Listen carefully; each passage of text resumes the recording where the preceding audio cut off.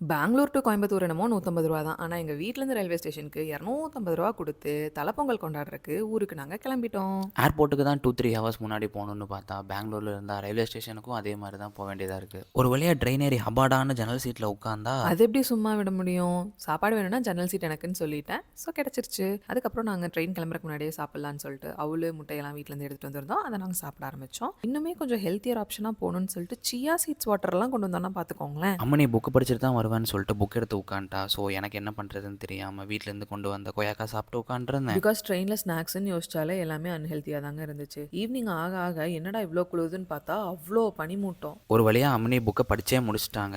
So sweet எடுத்து கொண்டாடலான்னு சொல்லிட்டு இந்த அம்மனி குட்டி ஆட்டத்தை போட்டுட்டு இருந்தாங்க. அதுக்குள்ளே பார்த்தா நைட்டே வந்துருச்சு. மறுபடியும் எங்களுக்கு பசிக்கும் இல்ல. அதனால தான் வீட்லேருந்து கொண்டு வந்த ட்ரை ஃப்ரூட்ஸ்லாம் ஸ்நாக்ஸா சாப்பிட்டுட்டு, கம்பார்ட்மெண்ட்ல அத்தன குழந்தைங்க இருந்தாங்க. எல்லாரையும் பார்த்துட்டு, ஐயய்யோன்னு நெனச்சுட்டு, கூடயும் விளையாடிட்டு டைம் போனதே தெரியல. கண்ணை மூடி கண்ணை திறந்தா கோயம்புத்தூர் வந்துருச்சு. எங்களை வரவேற்கும் விதமாக கோயம்புத்தூரே மழை பெஞ்சு எங்களை வெல்கம் பண்ணுச்சு. அப்புறம் என்ன 6வது பிளாட்ஃபார்ம்லேருந்து எக்ஸிட் வழியா லொங்கு லொங்குன்னு லக்கேஜ் எல்லாத்தையும் தூக்கிட்டு வெளியில வந்து வண்டி எங்க நிறுத்தியிருக்காங்கன்னு கண்டுபிடிச்சு, வண்டிய ஏறி ஒரு வழியா வீட்டுக்கு போயி, தோசை சாப்பிட்டுட்டு, அப்பாடா வந்து சேர்ந்துட்டோம்னு சொல்லி தூங்குறதுக்கு ரெடி ஆயிட்டோம். அடுத்த வீடியோல பார்க்கலாம். பை. வட்டா மாமே ட்ர்